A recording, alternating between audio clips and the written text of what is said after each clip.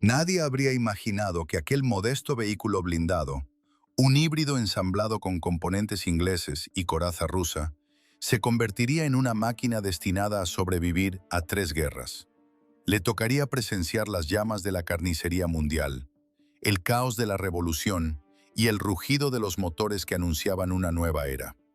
Nació como un experimento extranjero, pero el crisol del combate lo transformaría en un símbolo de la tenacidad rusa, del ingenio de sus ingenieros y de una astucia militar forjada en la adversidad. Así nació el blindado que pasaría a la historia con el nombre de Austin Putilovets, el legendario Austin ruso. Cuando en agosto de 1914 Europa explotó bajo el estruendo de la artillería, se hizo evidente que las viejas doctrinas militares habían muerto. La infantería, la caballería, incluso la artillería, todo parecía impotente ante la velocidad y la fuerza destructiva de las modernas ametralladoras. Los ejércitos, atrapados en el barro de las trincheras, buscaban desesperadamente una solución que ofreciera protección y movilidad al mismo tiempo. Fue entonces cuando, en los campos de batalla de Bélgica, aparecieron los primeros automóviles blindados. Extraños y estruendosos carruajes con ametralladoras en lugar de pasajeros, que se convirtieron de la noche a la mañana en el emblema de una nueva forma de hacer la guerra. En Rusia, el alto mando comprendió rápidamente que el conflicto sería largo y brutal. Aunque el imperio poseía una de las flotas de vehículos más grandes del mundo, con 711 automóviles y poco más de un centenar de motocicletas, esta cifra era irrisoria para un frente que se extendía por miles de kilómetros.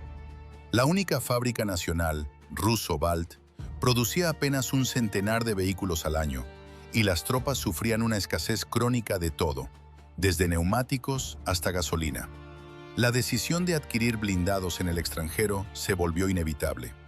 En el otoño de 1914, el coronel Sekretiev firmó un contrato con la firma británica Austin para el suministro de 48 máquinas blindadas. El contrato se selló el 29 de septiembre y apenas un mes después, la producción comenzaba en Inglaterra.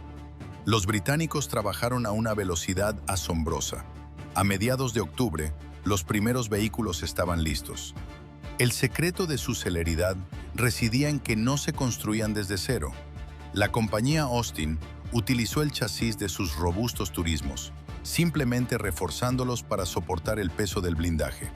Sobre estos chasis se montaron planchas de acero de apenas 3 o 4 milímetros de espesor y se instalaron 2 torretas, cada una armada con una ametralladora Maxim. Esta configuración dual permitía hacer fuego simultáneamente en distintas direcciones, convirtiendo al vehículo en un puesto de tiro móvil y letal. En su interior, transportaba 40 cajas de cintas de munición, 10.000 disparos. Sus ruedas, de madera maciza tipo artillero, estaban diseñadas para avanzar sobre el fango implacable del frente oriental. Los primeros combates revelaron tanto la fuerza como la debilidad del nuevo diseño.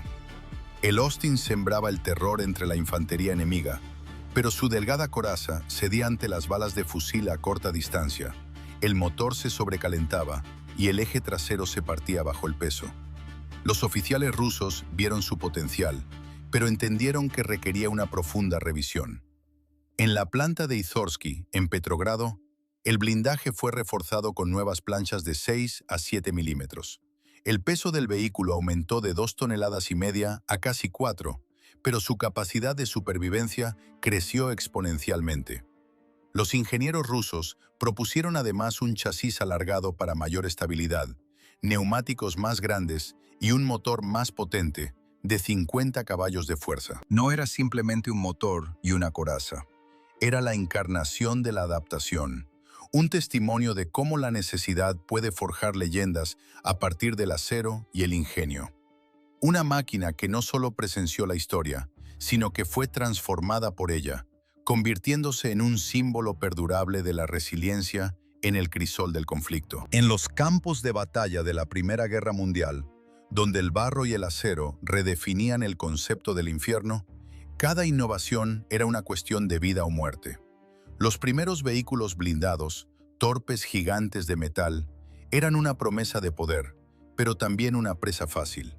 Su motor, de apenas 30 caballos de fuerza, luchaba por mover su peso, y sus estrechas ranuras de visión convertían al conductor en un hombre casi ciego en medio del caos. Fue en este crisol donde el ingenio ruso transformó una máquina británica en una leyenda. El principal invento, una idea tan simple como revolucionaria, fue la incorporación de un segundo puesto de gobierno. En el fragor del combate, un pesado vehículo blindado era una tumba de acero si necesitaba girar bajo el fuego enemigo.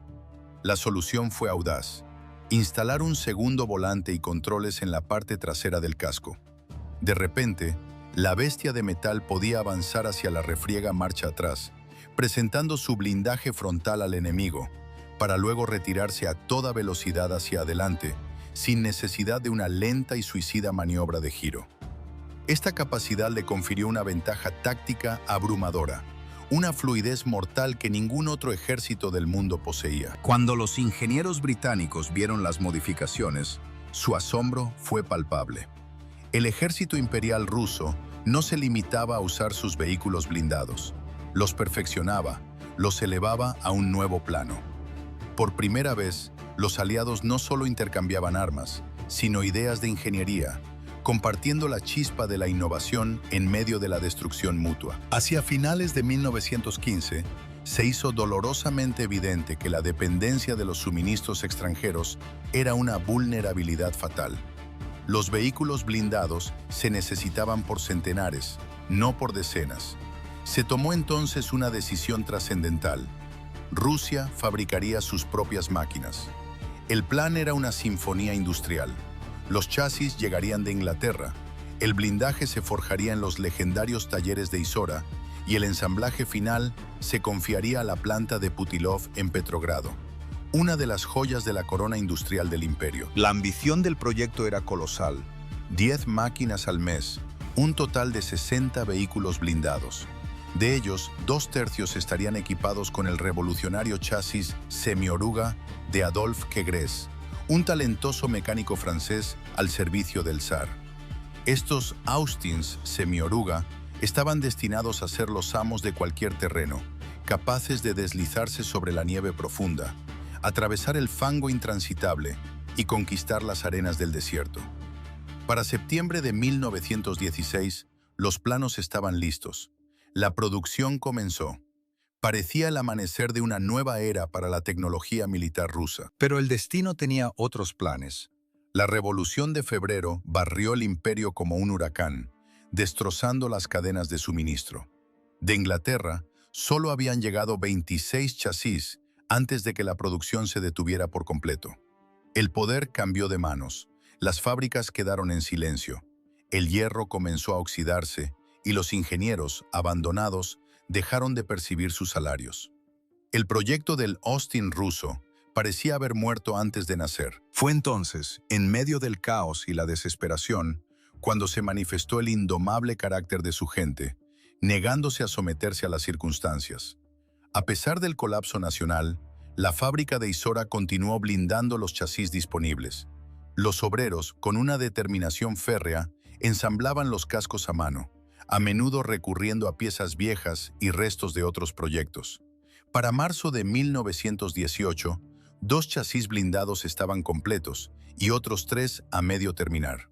Se había perdido un año, pero la experiencia y el conocimiento habían sobrevivido. La versión final, el Austin Putilovets, era la culminación de todo lo aprendido en 3 años de guerra brutal. Las torretas de las ametralladoras se dispusieron en diagonal, una modificación brillante que permitía a ambas armas disparar simultáneamente hacia el lado izquierdo o derecho, creando un devastador campo de fuego cruzado. El techo adoptó una forma de 2 aguas, un detalle ingenioso para evitar que los casquillos de bala gastados cayeran y atascaran la rotación de la torreta. Las ametralladoras recibieron un ángulo de elevación de hasta 80 grados, convirtiendo al vehículo en una amenaza incluso para las aeronaves de vuelo bajo. El interior del casco fue revestido con fieltro, un escudo silencioso para que los fragmentos de metal, al impactar el blindaje, no rebotaran mortalmente en el interior. Su coraza alcanzaba los 7,5 milímetros de espesor, una protección considerable para un motor de 50 caballos de fuerza. Completamente armado y cargado de combustible, el Austin Putilovets pesaba 4 toneladas y media, pero era capaz de alcanzar los 55 kilómetros por hora, una velocidad comparable a la de un automóvil ligero de la época. Su tripulación estaba formada por 5 hombres, un comandante, 2 conductores y 2 artilleros. Eran más que un equipo, eran una familia de combate, una hermandad encapsulada en acero, donde la vida de cada uno dependía de la pericia y el coraje de los demás. Esta máquina no era simplemente un arma, era la encarnación de la resiliencia, un testamento de acero forjado en el fuego de la guerra y la revolución. Un símbolo de que, incluso cuando los imperios se desmoronan y el mundo es consumido por las llamas, el impulso humano por crear, por adaptarse y por prevalecer, se niega a ser extinguido. Mientras un imperio se desmoronaba y el eco de la revolución se convertía en el estruendo de los cañones, una nueva estirpe de acero nacía en el corazón de la tormenta. Los Austin de fabricación rusa salieron de la línea de montaje justo cuando el país se precipitaba en la vorágine de la guerra civil. No fue un nacimiento en tiempos de paz, sino un bautismo de fuego. Y sería precisamente este conflicto fratricida el campo de batalla donde el Austin ruso forjaría su verdadera identidad y alcanzaría la inmortalidad. A finales de 1918, con la nación sumida en la ruina, los talleres de la planta de Izorsky seguían resonando con el martilleo del metal. A pesar del hambre y el caos, el trabajo no se detenía. Se había recibido un pedido para 41 vehículos blindados, pero la cruda realidad se imponía. Solo había planchas de blindaje suficientes para 20. La escasez era total. En el verano de 1919, la falta de combustible llegó a ser tan crítica que se consideró trasladar parte de la producción a la planta de Sormovsky, en Nizhny Novgorod. Sin embargo, los maestros de Petrogrado no cederían. Su orgullo y su obra permanecerían en la cuna de la revolución. Con un esfuerzo sobrehumano, desafiando la lógica de una economía en colapso, para el otoño la planta había entregado 29 blindados completamente terminados. A ellos se sumaron otros 5, ensamblados a partir de componentes que habían quedado almacenados desde antes de la guerra. Simultáneamente, una variante formidable entraba en servicio, una bestia híbrida, montada sobre el chasis semi-oruga del sistema Kegres. De estas máquinas se fabricaron 5 en 1919 y 7 más al año siguiente. Su secreto residía en un tren de rodaje trasero, donde las ruedas eran sustituidas por una oruga de caucho flexible. Esta innovación les otorgaba una movilidad sin precedentes, permitiéndoles avanzar sobre el lodo profundo y la nieve espesa, allí donde cualquier vehículo convencional quedaba irremediablemente atrapado. Cada Austin era una obra de artesanía nacida de la necesidad. Los talleres de la fábrica se asemejaban a un frente de batalla, el ruido ensordecedor del remachado, el brillo de las planchas al rojo vivo, el denso olor a aceite y queroseno. Los obreros, a menudo, llegaban directamente tras haber cumplido su turno en las barricadas que defendían la ciudad, cambiando el fusil por las herramientas para volver a sus puestos. Cada máquina que partía hacia el frente era como un hijo del taller, bautizado con un nombre pintado con orgullo sobre su blindaje. Luchador de la revolución, Rusia obrera, defensor de Petrogrado. Para marzo de 1919, estos vehículos ya constituían casi un tercio de toda la fuerza blindada del Ejército Rojo. 110 de un total de 369, sin contar aquellos en reparación. Del otro lado del frente, en los ejércitos blancos del sur del país, los Austin capturados o heredados del antiguo ejército imperial representaban casi la mitad de su parque blindado, 18 de 37 máquinas. Pero más allá de las cifras, lo verdaderamente asombroso era la tenacidad de la propia máquina. En un país donde los gobiernos caían, las alianzas se rompían y los colores de las banderas cambiaban con la marea de la guerra, el Austin Putilovets perseveraba. Pasaba de unas manos a otras, capturado y recapturado, pero nunca dejaba de ser un arma temible. Su diseño resultó ser tan robusto y eficaz que cada bando se esforzaba por mantenerlos operativos, canibalizando piezas y racionando el preciado combustible. Hacia finales de 1919, jugaron un papel decisivo en la defensa de Petrogrado contra el avance del ejército de Yudenich. Un puñado de estos blindados, incluyendo las vitales modificaciones semi-oruga, protegieron los accesos a la ciudad. Se movían con facilidad sobre la nieve fangosa que paralizaba incluso a la caballería, convirtiéndose en el último escudo de la ciudad. Su fuego de ametralladora contuvo el asalto el tiempo suficiente para la llegada de refuerzos. Con cada mes que pasaba, la experiencia de las tripulaciones crecía, pero los vehículos envejecían. Desgastados, con el blindaje acribillado por innumerables impactos, los Austin continuaban en servicio. Eran reparados en talleres de campaña improvisados, donde las piezas rotas se sustituían con lo que hubiera a mano. Esta máquina vivía, porque detrás de ella había hombres para quienes no era solo un vehículo, sino un símbolo de resistencia. Así, en el crisol de la guerra civil, el acero no era más que una extensión de la voluntad humana, frágil, desesperada y contra todo pronóstico, indestructible. Hacia el final del año 1920, mientras las últimas batallas de una Rusia desangrada se libraban en el sur, los Austin de fabricación rusa seguían en la brecha. Luchaban bajo el sol de Crimea y en las estepas polvorientas de la Táurida septentrional, escoltando a la caballería, rompiendo las líneas enemigas y capturando trofeos en el fragor del combate. Así, el vehículo blindado que nació en las acerías de Petrogrado se convirtió en un arma que definiría el resultado de innumerables enfrentamientos en la guerra civil. Este conflicto fratricida fue para el Austin Putilovets el examen definitivo, una prueba brutal para la resistencia de su diseño. Cuando la nación se partió en dos, estas máquinas terminaron en manos de ejércitos enfrentados, combatiendo unas contra otras. A menudo, sus tripulaciones ni siquiera sospechaban que el blindado enemigo había sido ensamblado en la misma fábrica, por las mismas manos.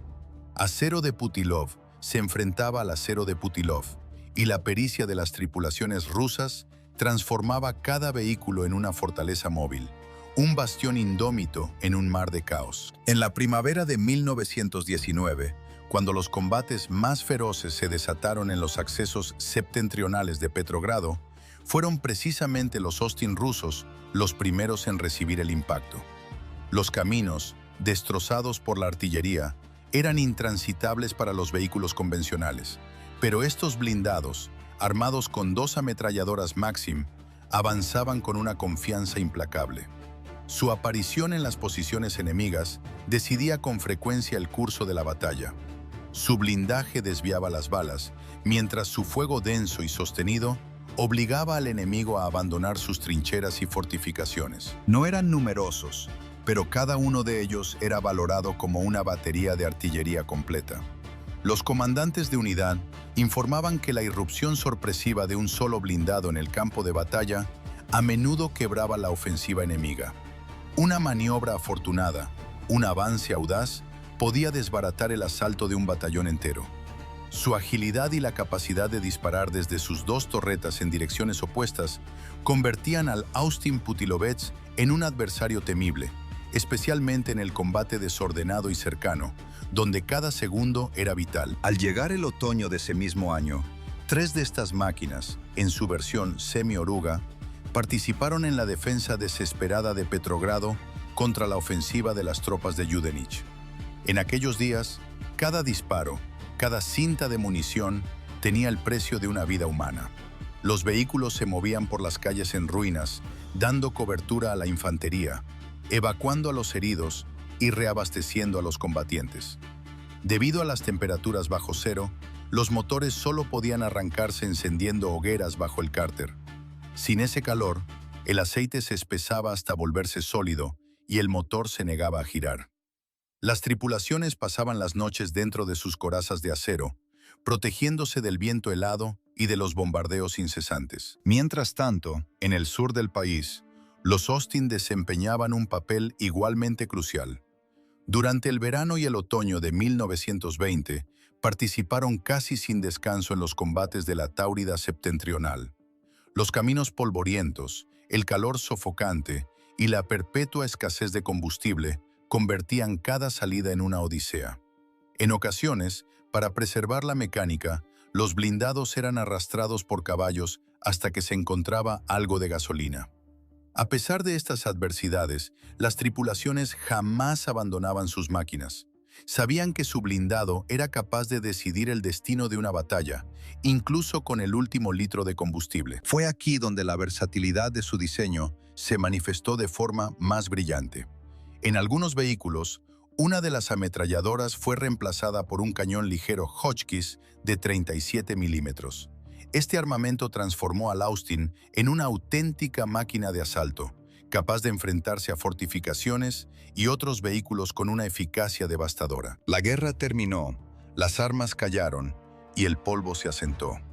Pero estas máquinas, testigos silenciosos de la fractura de una nación, quedaron grabadas en la historia. No eran solo herramientas de guerra, sino el símbolo de una era, la encarnación de la ingeniería nacida del caos y la voluntad de hierro de los hombres que las llevaron a la batalla, sin saber que, al otro lado de la línea de fuego, sus hermanos conducían bestias forjadas en el mismo yunque. En el caos del campo de batalla, una sola descarga era la diferencia entre la vida y la muerte. Una ráfaga precisa de un Austin Putilovets podía silenciar para siempre el nido de una ametralladora o desmantelar una fortificación ligera. Estas modificaciones, a menudo realizadas en la precariedad de los talleres de campaña, sin las condiciones de una fábrica, eran un testimonio de la extraordinaria robustez y flexibilidad de su diseño original. Los soldados, inmersos en la brutalidad cotidiana de la guerra, encontraron en ellos a un aliado inquebrantable. Los bautizaron como los camaradas de hierro y hacían honor a su nombre. Nunca fallaban. Incluso cuando el blindaje era perforado por el fuego enemigo y el motor, herido, perdía su potencia, la máquina seguía avanzando, arrastrándose si era necesario, pero siempre hacia adelante. Los informes de la época, escritos con la urgencia del combate, están repletos de hazañas que bordean la leyenda. Un único Austin conteniendo el avance de un batallón entero. Otro, irrumpiendo entre una lluvia de proyectiles para rescatar a una batería de artillería condenada. O aquel que, en un acto de pura fuerza mecánica, rompía un cerco que parecía inexpugnable. A veces, la tragedia se cebaba con sus ocupantes y la tripulación entera perecía en el combate. Pero el vehículo, su coraza de acero, a menudo permanecía intacto. Al día siguiente, nuevos combatientes ocupaban sus puestos y el camarada de hierro volvía a la lucha. Cada Austin Putilovets poseía un nombre, una identidad forjada en el fuego. Voluntad, implacable, relámpago rojo, héroe del norte. Inscripciones pintadas con tosquedad sobre el blindaje que se convertían en símbolos de coraje, en estandartes rodantes de una causa. Pero en el torbellino de la guerra civil, la lealtad era un concepto fluido. Esas mismas máquinas, semanas o meses después, podían reaparecer en el bando contrario, con las viejas letras cubiertas por una capa de pintura fresca y un nuevo emblema. En ese caos fratricida, los blindados cambiaban de manos varias veces, mudando de comandantes, de tripulaciones y de colores. Pero su propósito seguía siendo el mismo: combatir. Los ingenieros de Petrogrado, sus creadores, tenían motivos para enorgullecerse. Incluso tras años de servicio en las condiciones más atroces, los cascos de las máquinas conservaban su forma. Los remaches no cedían bajo la tensión constante de los impactos y el terreno. En un entorno donde los vehículos de fabricación occidental quedaban rápidamente fuera de servicio por la simple falta de repuestos, los Austins rusos se mantenían operativos. Su reparación era un arte de la improvisación. En talleres de campaña improvisados, se les devolvía la vida con los materiales más inverosímiles. Los engranajes se tallaban a mano a partir de cualquier metal disponible. Las planchas de blindaje dañadas se reemplazaban con placas arrancadas de locomotoras de vapor, y en lugar de los neumáticos de fábrica, se adaptaban las rudimentarias ruedas de las carretas militares. Hacia finales de 1920, muchas de estas máquinas estaban desgastadas hasta el límite de su existencia mecánica, pero nadie se atrevía a darlas de baja. A algunos Austins se les trasplantaba el corazón, adaptando motores de camiones para que pudieran rugir una vez más en el frente. Cuando las últimas y decisivas batallas se libraban en Crimea, Los viejos blindados seguían en servicio, desempeñando misiones de reconocimiento, vigilando cuarteles generales, escoltando convoyes o participando en operaciones de asalto. El destino, en su cruel ironía, a veces orquestaba escenas paradójicas. En un enfrentamiento, los adversarios se encontraron a escasos metros de distancia y ambos bandos abrieron fuego desde máquinas idénticas. Los diarios de los testigos describen estos duelos fratricidas. El sonido agudo de las balas rebotando en el acero, las torretas girando en una danza mortal, el tintineo de los casquillos al caer y, sobre todo, el estruendo de los motores que parecía hacer temblar la propia tierra. A pesar de las pérdidas monstruosas, para finales de 1921, el Ejército Rojo contaba con cerca de 199 Austins de diversas modificaciones. Eran auténticos veteranos, con sus recursos mecánicos agotados, pero con un espíritu de combate intacto. Tras la victoria, su servicio no terminó. Continuaron su vida en unidades de entrenamiento, en maniobras militares y desfilando en las paradas como reliquias vivientes de una era salvaje. Así, el blindado que nació en el fuego de una guerra mundial atravesó la tormenta más despiadada de una guerra civil, demostrando que la ingeniería rusa era capaz de crear máquinas que vivían más tiempo que sus propios creadores. No era solo un vehículo, era un recipiente de la voluntad humana, un testigo mudo de la furia y el sacrificio. Una lección en acero y remaches sobre cómo las creaciones del hombre pueden trascender la breve y turbulenta existencia de quienes las concibieron. Eran fantasmas de acero, endurecidos por el fuego y el tiempo. Se habían convertido en auténticos veteranos. A sus espaldas quedaban los frentes de la Gran Guerra y los horrores de una guerra civil que había desgarrado el alma de una nación. A pesar de todo, seguían en pie, portando con un orgullo silencioso las cicatrices de su bautismo de fuego, perforaciones de metralla, abolladuras profundas y las soldaduras apresuradas que contaban historias de supervivencia en el campo de batalla. Cuando una paz frágil y anhelada finalmente se extendió por el país, estas máquinas encontraron un propósito inesperado. Dejaron de ser meras herramientas de destrucción para transformarse en un símbolo de la fuerza y la estabilidad que la joven República Soviética necesitaba desesperadamente. Tras el fin de la contienda civil, en las filas del Ejército Rojo se contaban más de un centenar de vehículos blindados Austin de diversas modificaciones. Algunos de ellos, los más resistentes, aún verían acción en los enfrentamientos con las tropas polacas en el año 1920. Aquellos choques demostraron que, incluso al borde del agotamiento mecánico, estos veteranos de hierro eran capaces de cumplir su misión. Sus tripulaciones valoraban su simplicidad y su formidable fiabilidad. Sus comandantes, la capacidad de llevar la lucha a cualquier terreno, bajo cualquier condición. Pero el tiempo, implacable, avanza para los hombres y para las máquinas. Hacia 1921, la era de los Austin comenzaba a desvanecerse. El blindaje que una vez pareció invulnerable, ahora se antojaba frágil. Los nuevos paradigmas de la guerra exigían mayor velocidad, una movilidad superior y una protección más robusta. Sin embargo, los Austin rusos se negaron a desaparecer en silencio. Su servicio continuó, aunque en un segundo plano. Fueron transferidos a las academias militares, donde instruyeron a una nueva generación de soldados. Participaron en maniobras a gran escala y, en ocasiones, su imponente silueta servía para custodiar edificios gubernamentales. En las afueras de Moscú y Petrogrado, todavía era posible ver a uno de estos viejos gigantes, con sus dos torretas características, rodando lentamente sobre las calles adoquinadas, como un eco de las batallas que ya pertenecían a la memoria. Fue en este periodo de transición cuando una de las leyendas más perdurables de la revolución comenzó a tomar forma. En la primavera de 1917, Vladimir Lenin regresó de su exilio.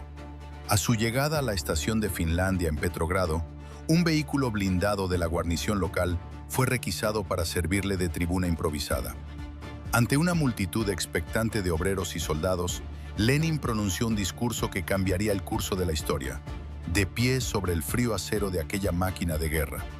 Desde ese instante, la imagen quedó grabada en el imaginario colectivo. El episodio se convirtió en un pilar de la mitología revolucionaria, y aquel vehículo anónimo pasó a ser conocido para siempre como el blindado de Lenin. Tras la muerte del líder en 1924, la dirección del partido tomó una decisión trascendental: encontrar aquella máquina exacta para inmortalizarla como un monumento. Se inició una búsqueda que se prolongaría durante años, un peregrinaje a través de archivos polvorientos y registros perdidos en el caos de la guerra. Los documentos se contradecían. Los números de serie nunca se habían registrado con precisión. El rastro se había enfriado hasta casi desaparecer. Finalmente, en 1939, se encontró un candidato adecuado. Un Austin Putilov que, al menos en apariencia, coincidía con el vehículo de la icónica fotografía. Fue sometido a una meticulosa restauración, un proceso que buscaba no tanto la fidelidad histórica como la perfección simbólica. Se reemplazaron los elementos dañados del casco, su blindaje fue pulido hasta brillar y se le dotó de nuevas torretas y una capa de pintura fresca. En 1940, el blindado ocupó su lugar de honor en un pedestal junto al Museo de Lenin en Leningrado. Para millones de personas, se convirtió en el testigo material de un momento decisivo, un símbolo inmutable de la revolución. Pero la historia guarda sus secretos con celo, esperando el momento oportuno para revelarlos. Décadas más tarde, los historiadores, armados con un escrutinio forense, descubrirían la verdad. Este vehículo no podía ser, bajo ninguna circunstancia, aquel sobre el que Lenin había hablado. Los detalles constructivos eran irrefutables. La disposición diagonal de las torretas, la forma de las planchas frontales del blindaje y otras particularidades de su ensamblaje indicaban que había sido fabricado en la planta de Izhorski en junio de 1919, es decir, más de 2 años después del histórico discurso. El acero era real, pero la leyenda había sido una construcción. El monumento no era la reliquia auténtica, sino un poderoso sustituto, un ídolo forjado para servir a un propósito mayor. Un testimonio duradero de que a veces el poder de un símbolo trasciende la fría e inconveniente verdad de sus orígenes. En la memoria colectiva, la imagen es indeleble. Un líder revolucionario sobre la torreta de un vehículo blindado, dirigiendo su voz hacia un mar de rostros expectantes. Pero la máquina real desde la cual Lenin se dirigió al pueblo, aquel púlpito de acero que se convirtió en ícono, no ha sobrevivido.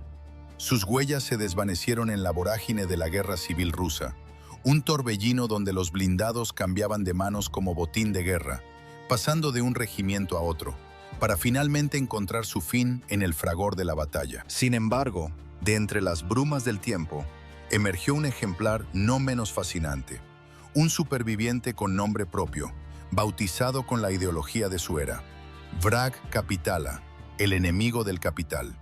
Este vehículo no fue un mero espectador de la historia, fue un combatiente con una biografía forjada en el fuego. Perteneció a uno de los destacamentos del Ejército Rojo, y su bautismo de combate tuvo lugar en el verano de 1920, durante la brutal campaña contra las fuerzas polacas. Tras aquellos enfrentamientos, su destino divergió del de sus hermanos de armas. Fue preservado, sus heridas reparadas, y se le asignó un servicio de guarnición, más tranquilo pero crucial. Quizás fue esta relativa calma la que lo salvó del destino que aguardaba a la mayoría de su estirpe: ser enviados a las fundiciones para ser convertidos en acero nuevo a finales de la década de los 20. Al comenzar los años 30, los viejos blindados Austin Putilovets se retiraban gradualmente del servicio activo. Una nueva generación de máquinas, más modernas y eficientes, ocupaba su lugar, equipadas con potentes motores y el milagro de la radiocomunicación. Aún así, los registros militares todavía daban cuenta de su presencia. A fecha del 1 de marzo de 1931, en las filas del Ejército Rojo, aún quedaban 78 de estos vehículos sobre ruedas y 4 variantes semi-oruga. Su vida útil llegaba a su fin, pero nadie se apresuraba a darlos de baja. Cada una de estas máquinas era un símbolo tangible de victorias pasadas y del heroísmo de una clase obrera en armas. Cuando la Gran Guerra Patria estalló, el enemigo del capital ya no era un arma, sino un monumento. Se erguía sobre un pedestal en Leningrado, junto a un museo, un vestigio de una era pasada. Entonces la historia volvió a llamar a su puerta de la forma más cruel. La ciudad fue cercada. El hambre, el frío y los bombardeos se convirtieron en la nueva realidad. Barrios enteros ardían, pero el blindado soportó esta prueba. A pesar de la devastación que lo rodeaba, sobrevivió. No fue desmontado para reforzar las defensas, ni canibalizado por su metal. Permaneció en su pedestal, un testigo mudo que observaba el paso de las épocas, un veterano de una guerra antigua contemplando el horror de una nueva. Tras el levantamiento del bloqueo, la máquina fue restaurada en varias ocasiones. Durante la década de los 50, se llevó a cabo una meticulosa reconstrucción utilizando los planos originales de la fábrica. Se sustituyeron las piezas desgastadas por el tiempo y la batalla, pero se tuvo un cuidado exquisito en preservar los remaches y los elementos del casco originales, las cicatrices que contaban su historia. Cambió de ubicación varias veces, un nómada de la memoria histórica, hasta que en 1992 fue transferido al Museo de Artillería, Tropas de Ingenieros y Tropas de Señales en San Petersburgo, donde reside hasta el día de hoy. Se sabe que este blindado es uno de los poquísimos ejemplares de su generación que han llegado hasta nosotros.